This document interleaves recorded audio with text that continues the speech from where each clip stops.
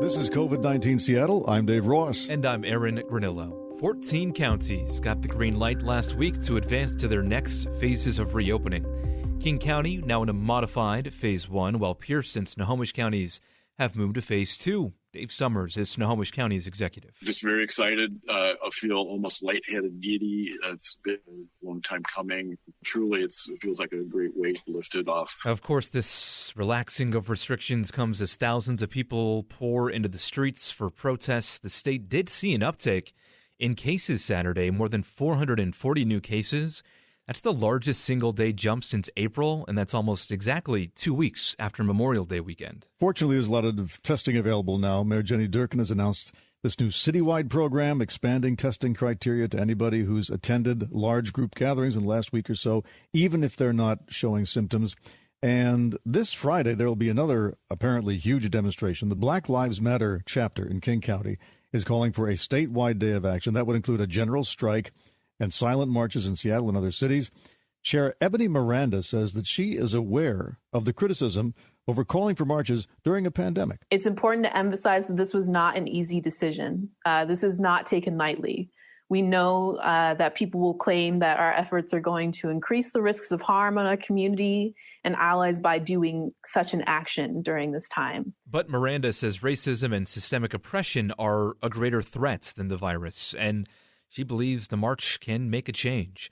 Now, still questioning whether these protests will lead to more outbreaks. Dave, you talked to Dr. Gordon Cohen today, and he said it's pretty much a guarantee. Local scientist at the Fred Hutch Cancer Research Institute, he wrote on Twitter, and it got a lot of national press, that each day of protest would result in about 3,000 new cases of coronavirus and about 50 to 500 deaths.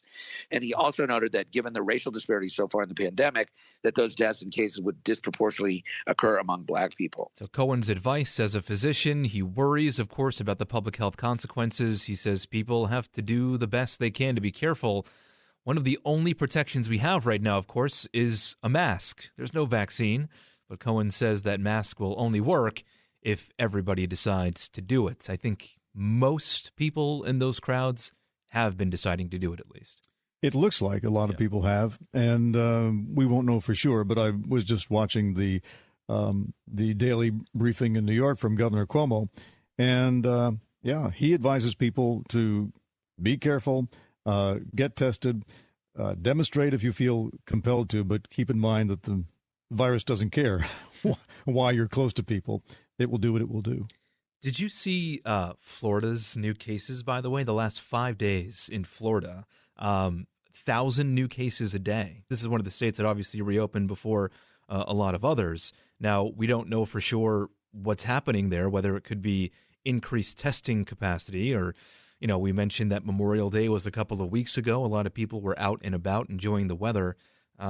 But I think here we can also expect, as we see more people get tested and restrictions start to lift, I don't think the case numbers are going to go down. I think, on the contrary, they'll go up. There are a number of states where they're seeing cases go up, but there's also a lot of hospital capacity available, apparently. I've heard of a few states where their ICU is maxed out, but so far we're not seeing any catastrophic emergencies like we were seeing back in April. Yeah. And now that we are beginning to reopen, let's discuss what the CDC recommends for traditional offices. Well, I talked to Dr. Cohen about that as well, the guidelines.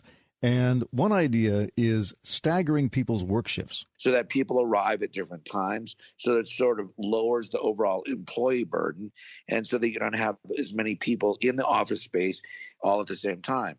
And they want people to wear, and not surprisingly, face coverings at all times. And then once you get into your office, they want you to get a temperature check, and they will ask you about any symptoms you may have. As for transportation, the CDC originally discouraged people taking public buses, light rail, but it modified those plans. So is there a way to keep people safe while riding the bus or other kinds of public transportation?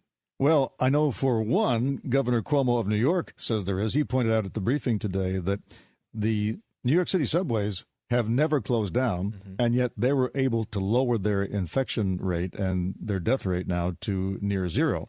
Dr. Cohen's opinion on this is look to air travel. Air travel hasn't stopped either, and the reason they've been successful is because they've got several ideas they've employed. What have the airplanes done, right? I don't know if you've flown lately, but, they keep the middle seats empty, and they board people, for example, like 10 at a time.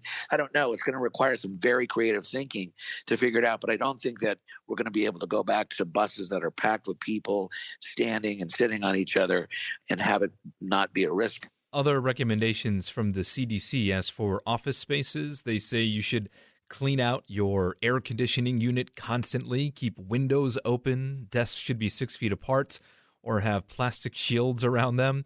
No communal kitchen areas like coffee pots or free snacks that aren't individually wrapped. Twitter's CEO says they may never return to the office again.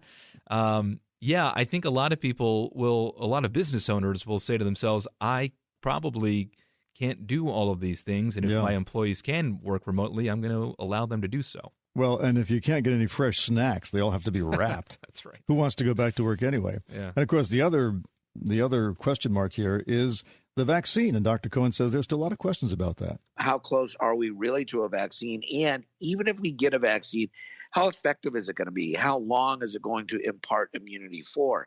And there's some speculation that even if we get a vaccine in the near future, it may not give long-term immunity. So we really don't know exactly when things are going to get back to normal, it sounds like. I think that's a fair statement, Aaron. We got a pretty optimistic jobs report over the weekend. Yes, the predictions were very wrong. Economists had predicted we would lose 8 million jobs in May, and instead the economy added 2.5 million.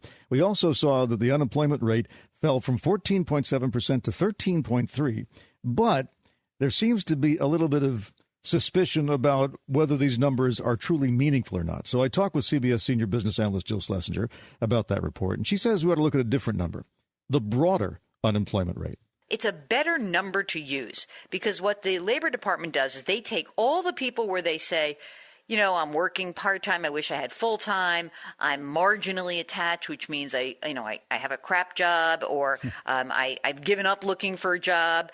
And when you look at that broader number right now, that rate stands at 21.2%. And I think that probably more accurately reflects where we are, especially considering 20 million people are out of work. But as for the 2.5 million jobs that were added, that's a rock-solid number, she says, and that is good news.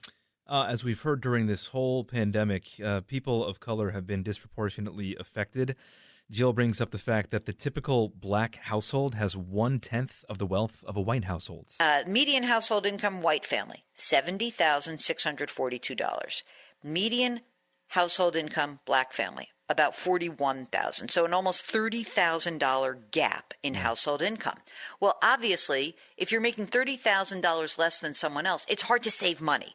That's why you're living on the edge. And so during a crisis like this, she says, of course, black Americans and Hispanic Americans don't have that safety net of savings. I think it's safe to say that no matter where you stand on the protest issue, getting the economy open and healthy as soon as possible benefits everybody.